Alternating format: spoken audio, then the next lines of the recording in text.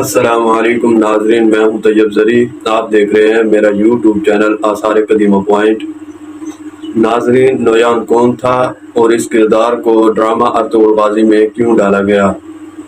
ترکی سے درلچ ارطغرل ڈرامے نے دھوم مچا رکھی ہے۔ خلافت عثمانیہ کو تازہ کرنے کے لیے 80 سے زائد زبانوں میں یہ ڈرامہ ترجمہ ہو چکا ہے۔ دنیا کے دیگر ممالک کی نسبت اس ڈرامے نے پاکستان میں اپنی کامیابی کے خاص جھنڈے گاڑے ہیں۔ ناظرین، چلتے ہیں ہم اپنی ویڈیو کی طرف کہ نویان کون تھا اور اس کردار کو ڈرامہ ارطغرل غازی میں کیوں ڈالا گیا۔ اس سے پہلے اگر آپ میرے چینل یوٹیوب آثار قدیمہ پوائنٹ پر نئے ہیں تو سبسکرائب کر دیں اور ساتھ ہی بیل آئیکن پریس کر دیں تاکہ ہماری جتنی بھی ویڈیو ہیں آپ تک بآسانی سے پہنچ سکیں۔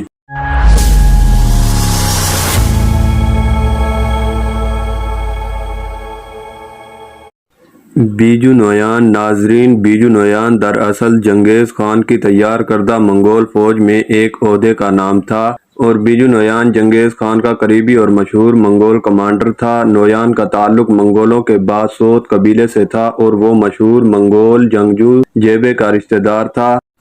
بیجو نویان کو منگول فوج میں شمولیت اس کے والد کی وراثت سے ملی تھی جو منگھن کمانڈر تھے۔ بیجو نویان کو چنگیز خان کے بیٹے اوکتائی خان نے 1223 کو فارس، جو اب موجودہ ایران ہے، جارجیا اور اناطولیہ کے علاقے فتح کرنے کے لیے وہاں ایک چرام گان نامی کمانڈر کی جگہ نیا کمانڈر تعینات کیا تھا۔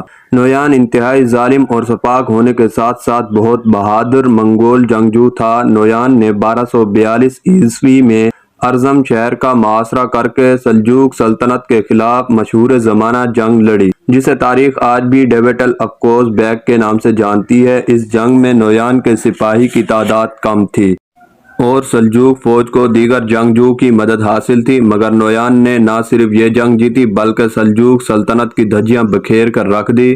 اس طرح سلطنت روم منگولوں کے ماتحت آ گئی۔ 1446 میں نویان نے شام پر بھی حملہ کیا اور عباسی سلطنت پر بھی، عراق پر بھی کئی حملے کیے، مگر عباسیوں کے خلاف نویان کو کوئی خاص کامیابی حاصل نہ ہو سکی۔ نویان نے شام، مصر، فارس، اناطولیہ اور ارزم میں بے شمار انسانوں کے خون سے اپنے ہاتھ رنگے۔ نویان انتہائی سپاک اور شرپسند طبیعت کا مالک تھا اور وہ چاہتا تھا کہ ہمیشہ قتل و غارت جاری رہے، اور وہ ہمیشہ کہا کرتا تھا کہ امن صرف بزدلوں کے لیے ہوتا ہے۔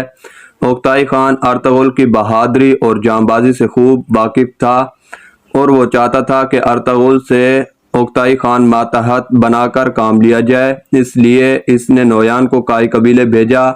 نویان نے اس مقصد کے لیے اپنی بہن کو بھی کائی قبیلے میں جاسوسی کے لیے تاجر کے روپ میں بھیجا، مگر اسے جاسوسی کے جرم میں کائی قبیلے نے گرفتار کر لیا اور بعد میں قتل کر دیا۔ نویان نے ارطغرل پر کئی حملے کیے، یہاں تک کہ ارطغرل کو قید بھی کیا، مگر وہ اس مرد مجاہد کو قائل نہ کر سکا۔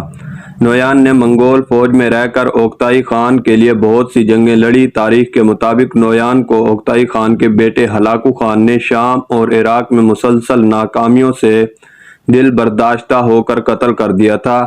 ناظرین، اب آتے ہیں ڈرامہ سیریل ارطغرل غازی میں بیجو نویان کا منفی کردار ادا کرنے والے ترکی کے اداکار بارس باکشی کی طرف۔ عام طور پر لوگ منفی کرداروں کو پسند نہیں کرتے، مگر نویان کے کردار میں زبردست اداکاری کرنے والے بارس باکشی کی شہرت میں خوب اضافہ ہوا ہے۔ بارس باکشی 27 مئی 1975 کو ترکی کے شہر کونیا میں پیدا ہوئے۔ یہ ترکی کے مشہور اداکار اور ماڈل ہیں۔